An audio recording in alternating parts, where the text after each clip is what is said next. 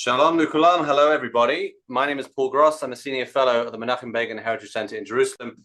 It's my great pleasure to welcome you to another of our webinars. Those of you who are regulars will know that we frequently have both live events here at the center and these virtual events on Zoom.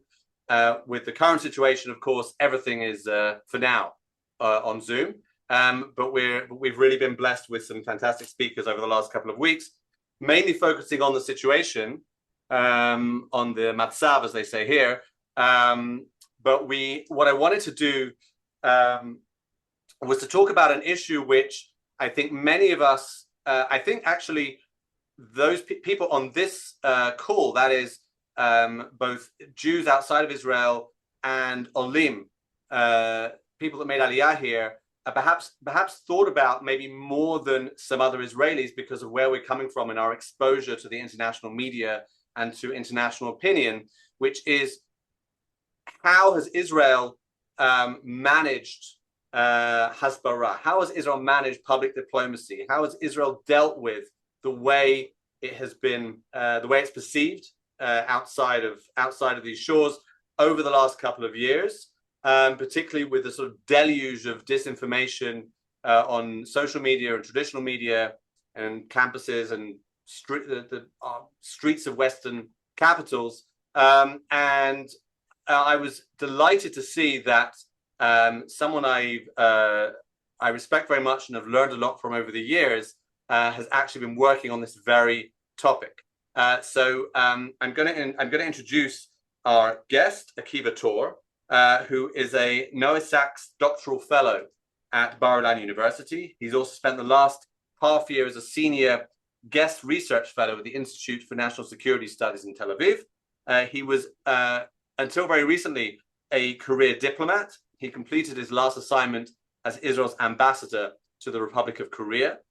He completed that in August 2024. Prior to that, he was head of Bureau for World Jewish Affairs and World Religions at Israel's Ministry of Foreign Affairs. He was Consul General for Israel in San Francisco, Director of Israel's Economic and Cultural Office in Taipei, Deputy Director for Palestinian Affairs at the MFA, and also World Jewish Affairs Advisor to the President of Israel. He's a graduate of Harvard University's Kennedy School of Government and has an MA from Hebrew University in Jewish Political Thought, a BA from Columbia University in General Philosophy, and he was a paratrooper in the IDF and an infantry captain in the reserves. And I should also, on a personal note, that about 20 years ago, I want to say, Akiva was running a seminar, I guess in his capacity as head of the World Jewish Affairs Bureau at the MFA. He was running a seminar of which I was a participant for young Jewish leaders from around the world, where we first met, and he made a big impression on me then, and I continued to learn from him since. So Akiva, it's great to have you with us virtually, at least. Shalom to everyone, and hi, Paul. So before we start, I should say, we are, of course, in the midst of the situation where there are periodic azakot, sirens throughout Israel. If there is a siren where I am here in Jerusalem, I'm going to have to pause proceedings, so please don't leave your Zoom. I will have to leave this room. Akiva is actually in a safe room where he is, so he may stay where he is unless he wants to get a cup of coffee or something. But I'll have to leave the room. So you'll see me. I'll apologize. I'll leave. I'll come back after 10 minutes or so. So please don't go away if that happens. But Akiva, let's start by talking a little bit about this project that you've been running at the INSS with a report that I believe will be published soon in Hebrew and then in English. Hasn't been published yet. I haven't seen the report, but you and I have talked about it, and I've read a summary. And as you say in that summary, Israel, despite being the victim of this horrific attack on October 7th, the worst attack in its history, the worst terror attack, I think, globally since 9/11, nevertheless, throughout the war that followed, Israel became an international pariah in much of the world. Its prime minister and former defense minister, Yoav Gallant, were under an international arrest warrant, which has never happened before for leaders of democratic countries. Even in the United States, are not just our strongest ally, but the country where generally public opinion has been pro-Israel. That opinion has switched to be more now towards the Palestinians than towards Israelis. And of course, in Europe, relations have been strained with our European allies. And I think many Israelis and many diaspora Jews who care about Israel would listen to that and say, okay, let's kind of shrug and say, unfortunately, that's the reality. That's anti-Zionism. That's the way the world is. That's the double standards that are routinely applied to Israel. But what you seem to be saying is whether you agree with that assessment or not, you're saying that actually there is something that Israel could have done to change things or to improve it in some way. We can talk about the extent to which it could be improved. And there are still things that we can do much, much better in the future. So can you address that sort of question of where's that line between what is just par for the course because of the way things are, and what could Israel have done differently? Okay, well, first of all, I want to start by acknowledging that I think that all of the people who have joined this conversation in the week before Pesach, I'm sure that almost everyone has many opinions on this topic, and I look forward to hearing your questions, points, and ideas when we move to the engagement with the audience. What happened was, after I finished my stint in the foreign ministry, I had the opportunity to join the Institute for National Security Studies, INSS, which is, I think, the most important strategic, well, I don't want to say that, but it's a very important strategic studies think tank in Israel with more than 100 researchers. And usually they deal with nuts and bolts. Like right now, they have a whole Iran team, which is talking about the Straits of Hormuz. They have a team which talks about the Palestinian issues, and they've developed a very deep expertise about all of the issues which are the hardcore of Israel's national security. And when I came to the director of the Institute, Tamir Hyman, who was a former head of Amman, and I said, listen, I came with a bunch of ideas. I thought that I was going to write about Japan, North Korea, South Korea, nuclear proliferation in East Asia. He said, no, listen, I need an analysis of Israel's public diplomacy failure because it's harming the Israeli national security, and it's not something that we've really done in the Institute. And I worked on this for about 4 months with a partner named Ophir Dayan. She attended Columbia, and she recently wrote a book, Intifada on the Hudson. And we looked very, very hard on this issue. And I think that we did it in a way which is not political, but completely professional. So let me start by head on what you asked me. Is Israel's isolation or Israel's poor image, is it simply something that we have to live with, and it's just just like anti-Semitism in history, it's just something that we have to acknowledge and deal with? Well, at some point I'd say yes, that's correct, we could see certain points of the attack on Israel right now, which I don't think that there's much that we can do about. The culture wars plaguing the United States and also Europe, but mostly the United States, the polarization between right and left, and the way Israel finds itself as, part of this whole post-colonial taking a part of it. I saw this already when I was consul general in San Francisco 14 years ago. Israel will be attacked by a certain part of the left no matter what. And now what we're seeing also going on within the MAGA movement, which, even though it's a minority, but still it's very vociferous, and it's almost violently anti-Semitic, or it's vociferously anti-Semitic. Let's not call it violent yet. That's not something that Israel can do much about, in my opinion, nor can we do much about the changing face of Europe in terms of Muslim population. However, when I looked hard at what happened during the Charvot Barzel, swords of iron, the Israel war against Hamas in Gaza, I saw a very, very deep dysfunction that we have not seen in the past. And Paul, if it's okay, I'd like to pull up just a few slides from the Gallup poll from February 2026 showing public opinion regarding Israel in the United States. And if we'll take a look at this, the first slide is generally America's sympathies in the Middle East situation. We see the Gallup has been doing this poll since 2001, and we're at the lowest point since 2001, where for the first time we have a situation where 41% of Americans would consider themselves pro-Palestinian and 36% pro-Israeli. Now, the reason why I think that this slide undercuts the idea that Israel's situation is simply the weather is that if you'll just take it back to 2016, you'll see that we're doing much, much better. Something has happened in the last 5 to 6 years, and we have to ask ourselves what it is and why it's happening. Can we go on to the next slide? Here we see the problem in the Democratic Party. And okay, so I think that a lot of it has to do with the culture wars, okay, but it's very, very extreme. And I mean, it's for the first time, the United States, which is a two-party system, one of the parties, we've basically lost it almost completely. 65% view themselves as pro-Palestinian and only 17% pro-Israel.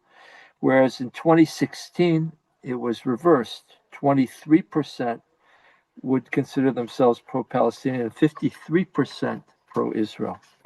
Let's take a look at the Republican Party, where Israel's doing quite well. But here too, we've had a diminution.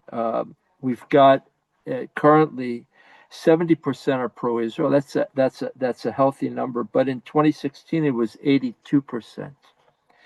And then the last slide I wanted to take a look at has to do with I didn't choose 18 to 34 because, okay, we have a problem with young people. But if we take 35 to 54 in the United States, here we're also losing, and it's very dramatic because we have now 46% are pro-Palestine and 28% are pro-Israel. But in 2016, 14% were pro-Palestinian and 56% were pro-Israel. So these are facts of polling, and they show that something bad has happened in the last couple of years. I'd like to talk about what I think has brought it about, and what were the things. If it's okay with the audience, I'd like to put the current conflict with Iran a little bit in the background and to go back to the Gaza conflict and talk about that directly. And in our findings in this study that we did for INSS and which will be published shortly after Pesach were that there were a number of failures. The first kind of failure took place at the level of policy. The second kind was an operational failure of the Hasbara apparatus. And the third is a problem which I would call politicization of Hasbara, which, without taking a position of right or left, I think is a particular problem of the current Israeli government. So let me start with the issue of policy failure. The first problem is that the Gaza war simply too long. It was a longer war than Israel has ever fought before, and is longer than the War of Independence. And Israel simply cannot afford to fight a Vietnam-type war. I mean, anyone who was in the United States during the years of Vietnam, you could have been a Vietnam hawk, and you could have believed that it was absolutely necessary to stop communism in Southeast Asia. But simply the years and years of coverage of seeing the civilian casualties, Walter Cronkite, Johnson already understood that when Cronkite turned against him that he had lost America. And we had kind of a Vietnam type syndrome of fighting for 2 years, more than 2 years, with cell phones all over the place and just too many pictures of civilian casualties. It's not a kind of strategy. It's not a war strategy that Israel can sustain in terms of its image and its need for international legitimacy. So that was one part of the policy failure.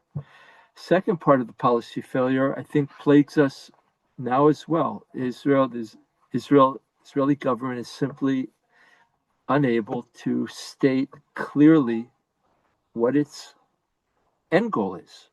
You know, what is supposed to be the day after in Gaza, and it doesn't make a difference if you're in favor of. It does make a difference because the only persons who actually did state a coherent position was Israeli finance minister Bezalel Smotrich, and he said Gaza will be destroyed, Gaza will be annexed, the Palestinians will be largely displaced, and the Israeli government, in not being able to state formally its position, that space was taken over by the most extreme voices in the Israeli government, and this is how the international organization began to understand Israel's position. Now I'm going to go on to the operational failures. And the operational failures, I think that it's so frustrating. It's for all of us who love Israel. Look, there has not been, since 6 months into the war, there has not been a head of the National Information Directorate. That's called Rosh Ma'arach Hasbara.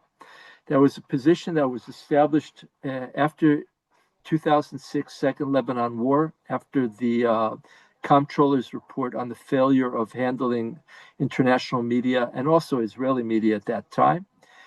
A head of the information directorate was consequently assigned and worked very well for 11 years through Castled, through the Mavi Marmara. But Moshe Aviv was the last one. He wasn't really the appropriate person for the job. He resigned a few months into the war, and the Israeli government has not seen fit to appoint someone to run the Hasbara apparatus. Now, failing that, it means that basically the system is simply not directed. So you have the foreign ministry, which has its own spokesperson. You have the IDF spokesperson. You have 4 separate government ministries dealing with social media. And at the end of the day, you simply do not have the system directed by a central authority, as Israel government had understood for years that it must be.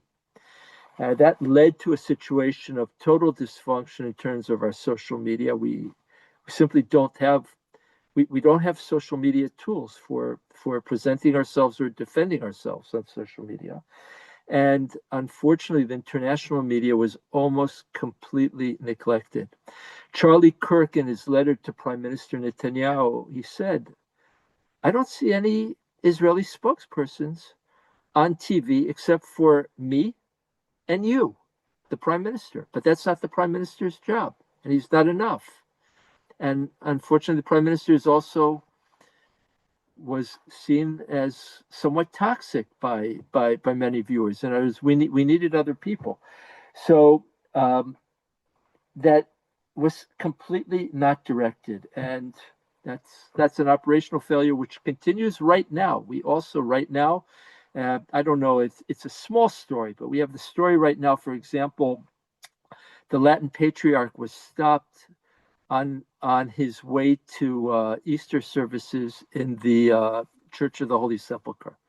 Now, I actually know about this because I for 7 years I was head of the bureau in the Foreign Ministry, which deals with the relations with Jewish communities around the world, but also the world's religions.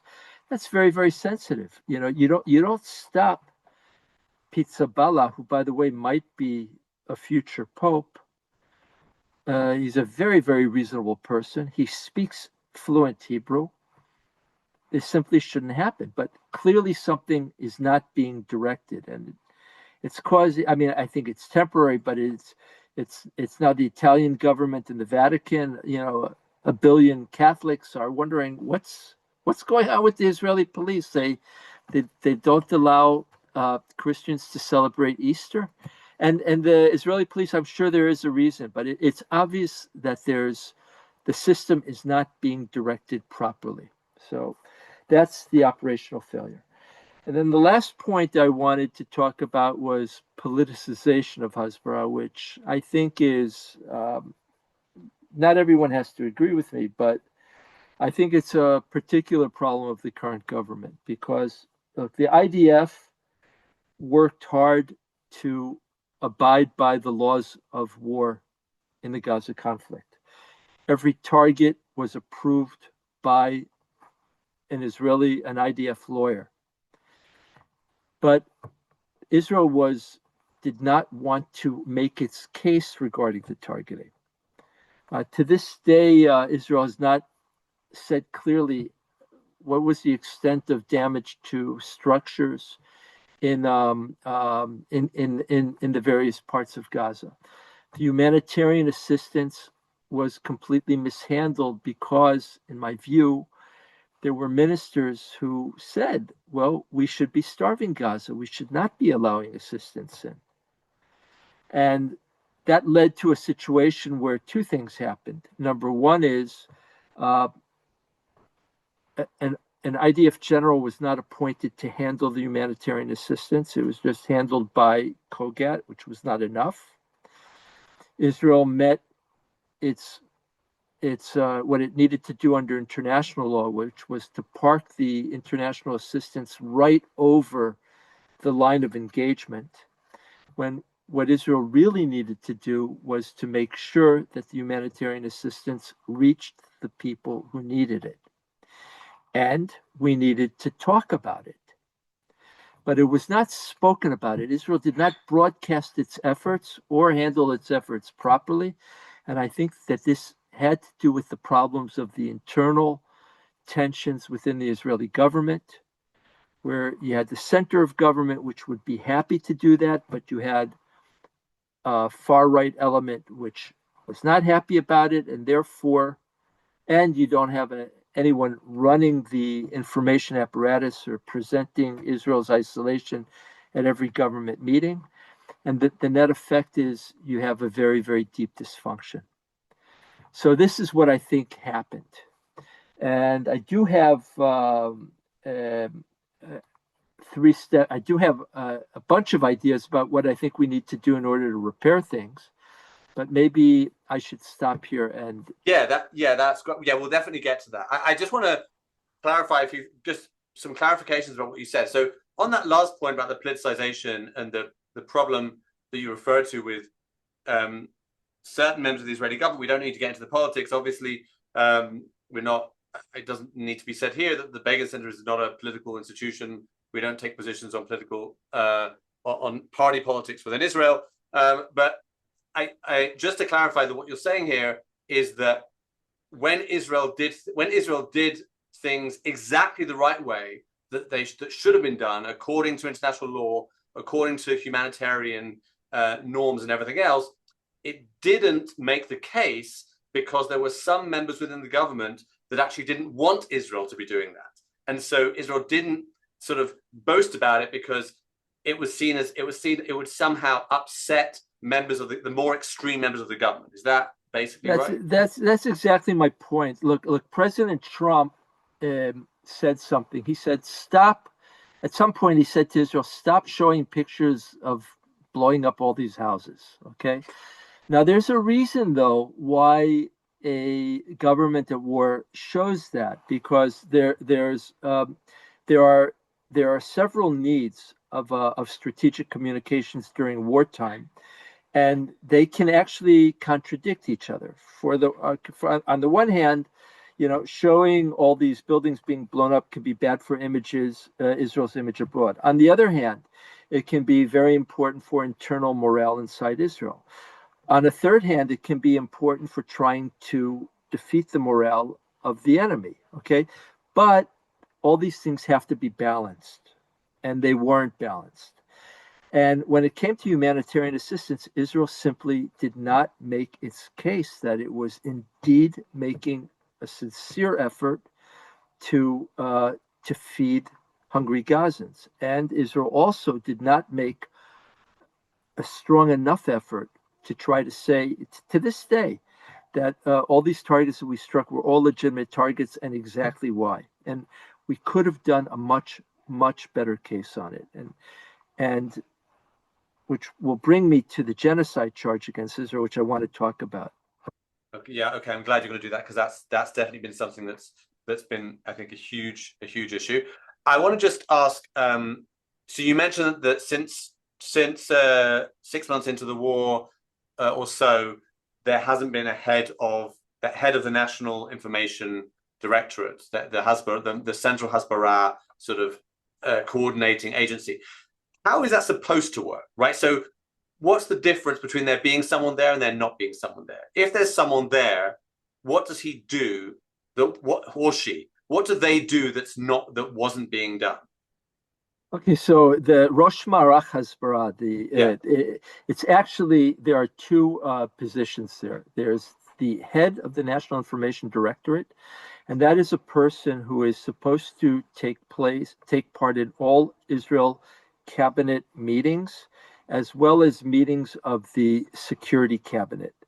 And that's supposed to be a very, very high level person who has the trust of the government, and their job is to raise in all conversations of strategy the issue of Israel's strategic communications, both internally and also externally.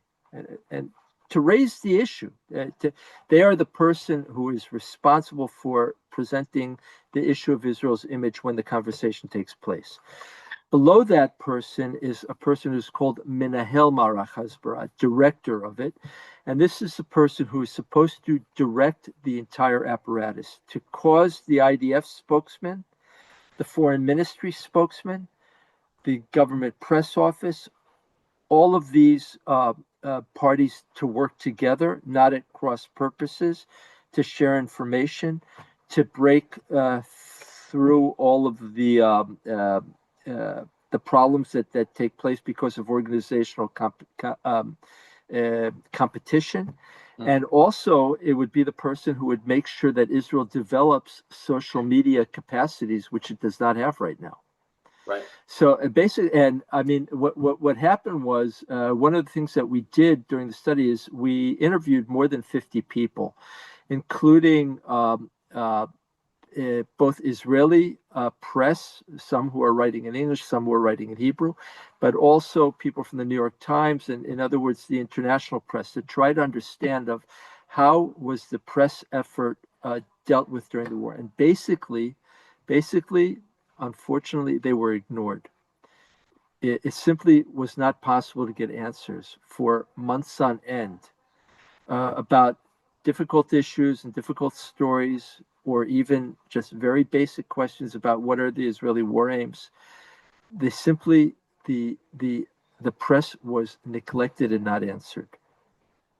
What do you make of one of the things I've heard from journalists, and I include in this both journalists that are definitely not friends of Israel, and also journalists that are actually, I would say, generally supportive of Israel, was this question of not allowing journalists into Gaza. Do you think that was a mistake, or do you think that was a perfectly reasonable decision? I don't have first of all, that's still the position right now, and Piers Morgan talks about it all the time. Of course he does. I don't really know the reason why Israel has not allowed to this day journalists to go into Gaza. My gut feeling is that it would serve our purpose more than it would harm our purpose. I mean, I could understand why we don't want journalists running around when we're shooting there and people would get killed. But right now, I mean, where you have the progressive left and Tucker Carlson and Candace Owens saying that Israel is committing a genocide today, right now. Yeah. Right. Wouldn't it serve our purpose for there to be even journalists from The Guardian, to be walking around there and to see that people are actually eating and not being killed? But my deeper problem is that I don't know that the Israeli Security Cabinet has actually discussed this question. And Right. and I don't think that, or if someone has really come to the prime minister and said, what's going on? Why don't we do it? And because, okay, so who could do that? The foreign minister could do it, but the foreign minister may not see themselves as directly responsible for Israel's image. In other words, the person who is responsible for Israel's strategic communications does not exist. Right. Right. Okay, so let's move on to some of the solutions that you propose, because I know that in the report there are both your proposed immediate steps and also longer term proposals. So if Right. you can All right. take So some of those. what we call them immediate required steps. There were three. Okay. The first one is obvious. Appoint a director of strategic communications. Mm. Okay. Appoint someone who can express themselves well both in Hebrew and in English. Appoint someone who has the trust of the government but is sort of above politics. In other words, someone who can represent the state of Israel, both for a more right-leaning audience, a center-left audience, but someone who will have the respect of a public. Okay.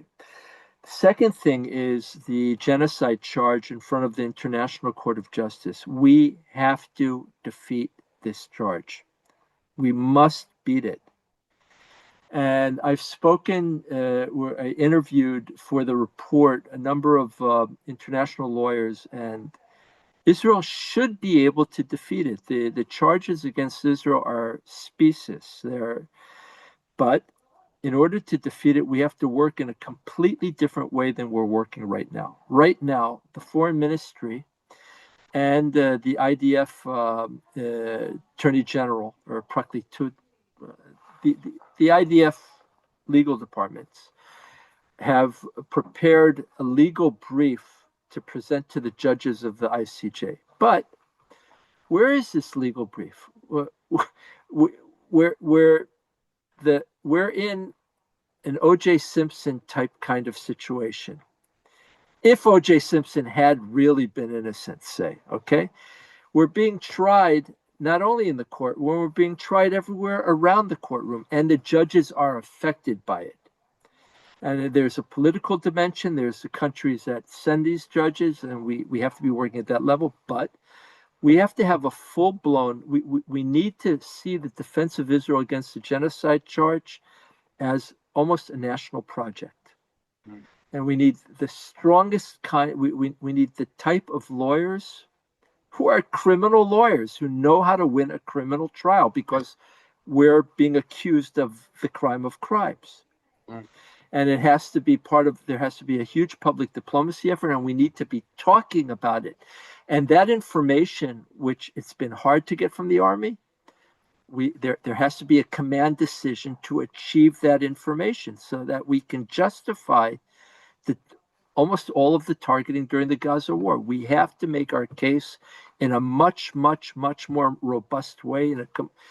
But again, this runs into the problem of politicization, because the current government is not willing to do anything which will be seen as apologetic or apologizing. The third important step, I think, has to be delayed until after the end of the fighting in Iran, and that is the president of Israel needs to convene in Beit HaNasi an emergency meeting with Jewish leadership abroad, widely conceived, evangelical Christian Friends of Israel, their leadership as well, and all kinds of forces within Israeli society to try to address and to pull together to try to develop a plan for how we renew the battle for Israel's legitimacy. Israeli government, even the most skillful Israeli government, the most predisposed Israeli government to deal with this issue, cannot do it on its own. We need the help of the Jewish people and of our non-Jewish friends, and we have to find a way to do it together. So those were the emergency steps. Those are the immediate ones, yeah. Right. Then we also the plan our document, which is 43 pages in total. 10 pages of it are a comprehensive work plan for how to begin to rebuild things. And here I'm going to keep it very kind of uh, headlines. Okay. And So then, and just to say, if people want some expansion on those points, they can ask them in the questions. Right. in terms of Israel's social media performance, so we need a number of things here. So in social media, Israel is completely outnumbered. I was ambassador in South Korea, and in one of the largest is actually the largest Baptist church in the world is in Yoido in South Korea, and they had a breakfast for the reunification of Jerusalem. And a very, very important K-pop star said, just published a picture of, at this breakfast saying, a meaningful morning. And within 5 hours, he had 19,000 negative messages. So, we have to deal with the fact that there are more Malaysians and Muslim Indonesians and Pakistanis than there are. We have to find a way to deal with this on social media, but we can't do it unless we have a real plan for it. So number one is we have to reconstruct Israel's social media performance, and in this comprehensive work plan, we list all of the ways in which Israel government needs to go about doing this. The second thing is overcoming Israel's isolation in the academy, which is primarily in the United States, but also in Oxbridge and also throughout Europe. And I think that the first thing that we need to do is we need to initiate within 2 years the visits by the presidents and senior leadership of the top 100 universities to Israel. And they should be hosted not by the Israeli government, but by the Israeli universities. But the money has to be brought to do that. We also need a $100 million fund to support research between Israeli researchers and researchers abroad, because there's a silent boycott, which is harming in a very significant way the ability of Israeli researchers to work in an international environment. We have to take a plan to establish Israel studies departments in 10 universities per year. It's basically we need a plan. We need a plan for how to go about it. The other areas where we talked about is, for example, Israel should establish a broadcast authority for broadcast in Arabic and Persian, because we need a renewed effort to make our case to the Arabic-speaking world and the Persian-speaking world. And we need to do something to lift the morale of Jewish communities around the world. Too many Jewish communities around the world feel that Israel government is not concerned or not listening to what's going on with them. And one way we could go about it is through a plan of finance to boost birthright participation from 35,000 annually to 70,000 annually. And we can do it by making up the money which is lacking in order to do it. We should also have a plan to achieve participation of maybe 10,000 Jewish students a year in study abroad in Israel. And we need to renew the visits by Reform and conservative rabbis to Israel and their leadership. Israel government needs to invite them, and we need to re-engage with them. I think also, and this is the last action items that I'll put on, but we had many of them, but it was an outline, which, for thinking about it. For example, but we need to think in a much more visionary way. For example, there's a challenge among evangelical youth. They're a challenge for their own churches. They're not as conservative as their parents. So how should we go about it? I think the way to go about it is to establish a birthright for evangelical Christians in Israel, and say as a goal to bring 100,000 young American and European evangelical Christians to Israel per year. There is such a program. It's called Passages, but it's at much, much, much smaller numbers, maybe 1% of those numbers. Mm. So, in other words, we need to get off our tuchuses and do our job. Okay, that's a nice tachlis summary at the end. All right, there's a few questions that have come in already on the chat. People can write more in if they choose. Please do so. A couple of questions. So Eric asked a couple of questions, which I'll put to you. One is about the point about the making the case at the ICJ against genocide. He says the court's biased against Israel anyway. So even however robust a defense we put up, how can we possibly expect a fair trial? I guess reading between the lines, he's saying, kind of what's the point? Why would we bother making the effort? Because we're not going to get a fair trial anyway. And he also asks on the point of humanitarian aid in Gaza, he says, is there any other war fought anywhere else where a nation is required to feed the enemy population? Okay, so let's start with the ICJ. Okay, I think the ICJ is a better situation than the ICC.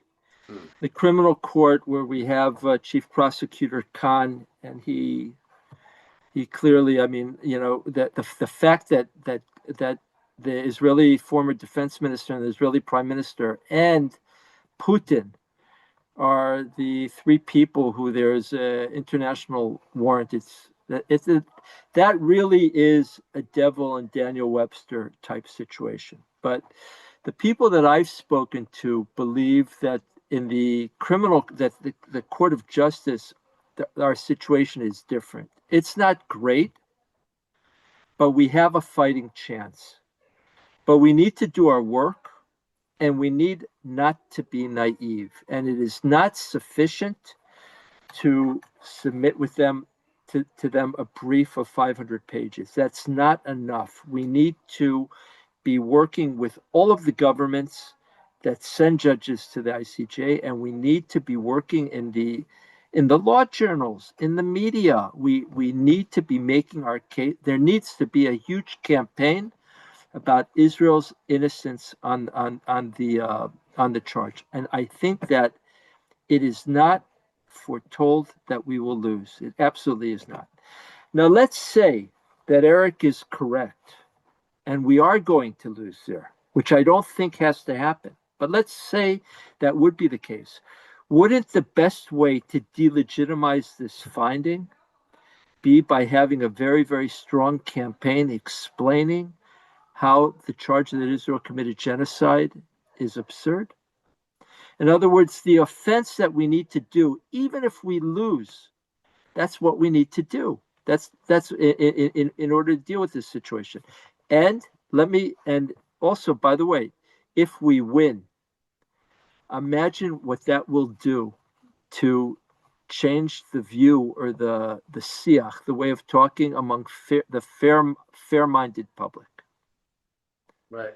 I mean, obviously, Oxfam is not going to change, and Amnesty International is not going to change their view. And B'Tselem will say that the ICJ made a terrible mistake, and it was a travesty of justice, okay?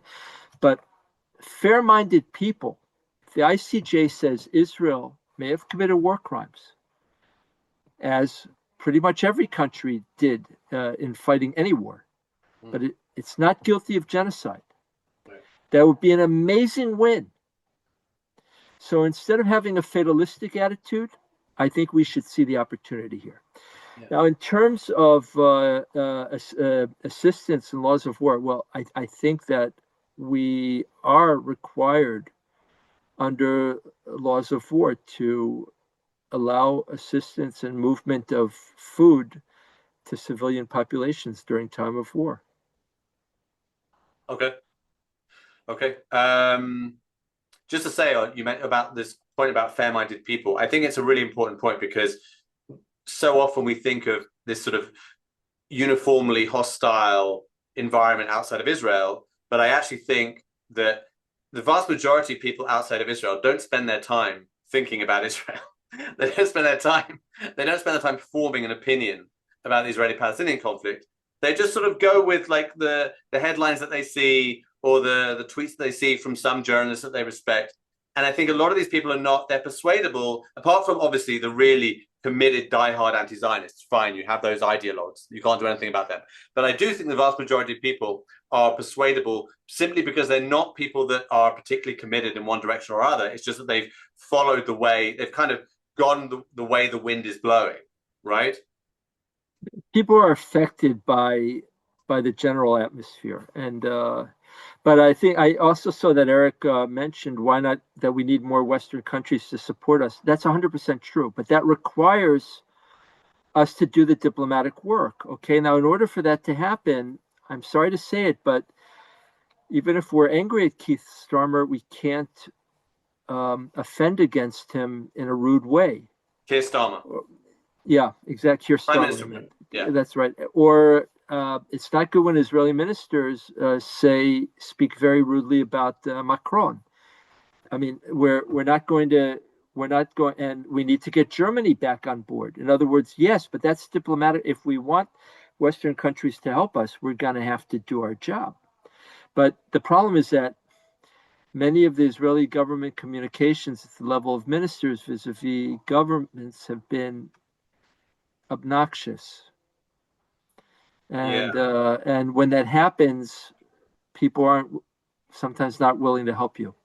Right. I don't know if you saw, there was a case, I'm not going to mention names. There was an Israeli government minister tweeted something very critical of a German diplomat recently. And it happened to be someone who has actually been, I think, generally very supportive of Israel over the years, but he made one criticism of on a topic that many Israelis are also critical of, which is violence against Palestinians in the West Bank and in Judea and Samaria, and this government minister sort of went to town on him, and it seemed entirely uncalled for. Well, I believe it was the foreign minister who did that, and it's clearly part of the politicization of Hasbara. In other words, the foreign minister knows better. Yeah, he really does. This foreign minister certainly does. The foreign minister knows better, but apparently it's serving a political purpose. Right. Okay, this is a difficult one, but I'm going to put it to you anyway. There are a couple of questions on regarding the current Israeli government and I guess issues of like one asked about what Lauren asked about conservative reform rabbis, and Naama asked about religious pluralism. And the question is how to engage on these kinds of issues of non-Orthodox Judaism, religious pluralism, when you have ministers in this government or members of this government that, let's be nice about it, don't exactly speak warmly of non-Orthodox Judaism or religious pluralism. Is that a problem? I guess, is that a problem is the question. Yeah, okay. Yes, it's a problem, but I think it's a problem. It's a problem at a different level. I'm sorry, and I don't mean to offend anyone. It's a problem at a lower level. Okay. In other words, look, I dealt with these issues day in, day out during the period when I was Rosh Chativat Tfutzot in the Foreign Ministry, and that was the period of the Kotel Agreement, and the Foreign Ministry. We actually had a program. We invited the graduating class of Hebrew Union College every year to visit Israel for a special study, and it was a very good program, even though the rabbinical candidates were oftentimes very, very challenging for us. Look, I think that these are deep questions, but I think that right now the better approach would simply say that let's agree that we're bleeding badly from major internal organs, and we need to stop the bleeding. And the way to do it is to minimize the offense that we have towards each other. In other words, look, I have very good friends. Angela Buchdahl is a very good friend, and Rabbi, a very influential. She's the rabbi of Central Synagogue. Look, right. I think that a reasonable expectation, and again, audience, you don't have to agree with me. I think a reasonable expectation from Reform rabbis in the United States right now is not to is not to address the state of Israel right now so much on egalitarian arrangements at the Kotel. Let's go back to that when we're in fair weather times, okay? And the most and the important steps from the state of Israel is not to offend non-Orthodox religious leadership. In other words, to respect rabbis, to receive them, for the prime minister to be photographed with them, and to actually print release it to the press afterwards, not just hide these photographs. And in other words, we have to go back to basic issues of Am Yisrael right now, because the people of Israel are under attack. Anti-Semitism is coming back.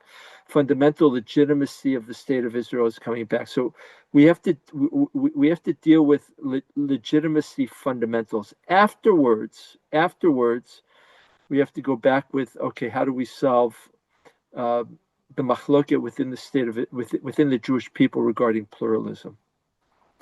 Because I learned this on my skin. The one time that I was screamed at in a synagogue was in Temple Emmanuel in San Francisco, when I thought I was making a very, very smart and intelligent presentation of the Israel Supreme Court decision on the compromise arrangements at the Kotel, and someone in the audience got up and said to me, "Shut up," in front of 900 people.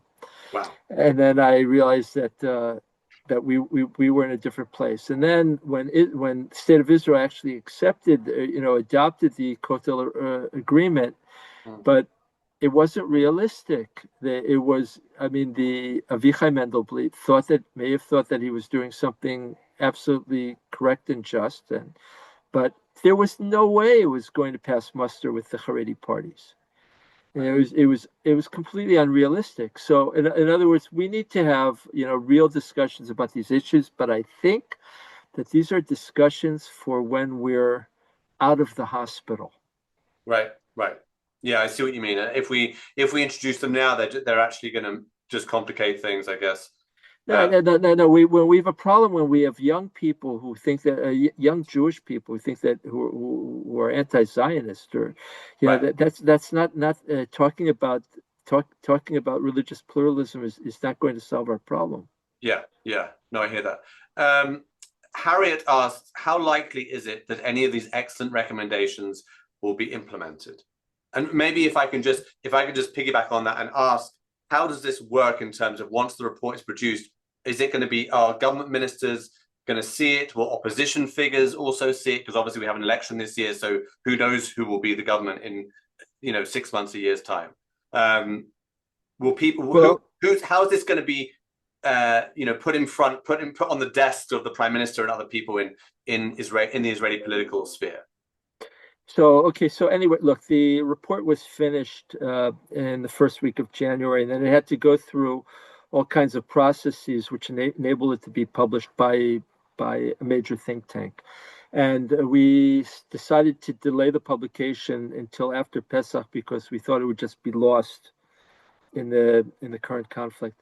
I'm actually meeting tomorrow the head of the Institute, Tamir Hyman, to talk about how we'll do it. My own view is the following. I think that we need to present it to all of the relevant ministers. I think we need to present it to the heads of the opposition parties.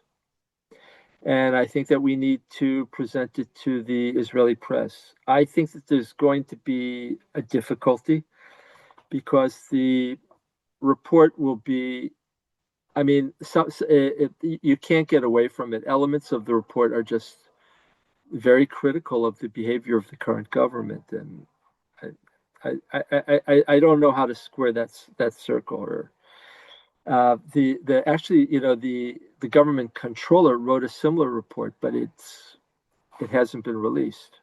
Interesting. I don't know what their findings are, but it hasn't been released. They say it hasn't been released because the Supreme Court told them to stop their investigation of the war, but maybe there's other reasons. But in any case, this is the only really in-depth analytical attempt to look at the situation, and I think in a nonpartisan way. But we'll put it in front of everyone. It will also be in English. I think that's for even though the greater importance of this report is in Hebrew. Okay. There's a question from Lauren, which goes back to a point you made. I'm not going to answer the question of how likely it is that the current government will apply, because my answer would be too harsh. Okay, we'll leave it. We'll leave that there. People can draw their own conclusions. But I want to put this question to you from Lauren. You said right at the beginning of your talk, when you were talking about the initial problems, was that the war went on too long, right? That it was Israel, it was kind of Vietnam. Israel is not supposed to fight wars this long. It's not built to fight wars this long. But Lauren asks, sort of just pragmatically, how could we have ended the war early when we were still being attacked and when there were still hostages? As in, should this issue of Hasbara really be the deciding factor in when we finish a war? Shouldn't we just finish a war when it's important to finish, when we can, strategically win the war? Isn't the military need greater than the public diplomacy need? If you see what I mean. I think that's a very, very legitimate point. And I don't think I can answer that in a totally satisfactory way, because first of all, yes, it's of course the military necessity comes first, but does it make sense that the Israeli army was able to fought the Yom Kippur War for 3 weeks and the War of Independence for 11 months, which had a long suspension of fire in the middle? In other words, is it really possible that it takes 2 months to conquer Gaza? And I mean, now the argument that Lauren could make is, well, there was the problem of the hostages, and Israel couldn't just do that. But look, I don't think that in the military planning, and by the way, this is not only an argument against the criticism vis-a-vis the government, it's also vis-a-vis the military planning of the IDF. But I'm simply stating as a fact, Israel cannot maintain international legitimacy and bomb in a situation which causes a lot of civilian casualty and very bad pictures for 2 years and maintain international support. It can't be done. It cannot be done. We can do it for 4 months, 5 months, maybe 6 months, but that's it. And that has to be and should be part of the war planning. Right. So what you're saying here is that regardless of what Israel did otherwise, just the fact that there's 2 years constant footage on CNN and BBC and everywhere of the destruction in Gaza meant that Israel was going to lose international support. No. Israel can't sustain that kind of image damage. Without it harming the national security, and it has harmed the national security. In what sense? Well, let's look at our situation in the United States right now. We're challenged in both political parties. Okay, now it's true we're in the Democratic Party where our challenge is greater than in the Republican Party, but we've got serious problems in the 2 major political parties in the United States in a 2-party system. How did we get to that situation? Right. So here we are.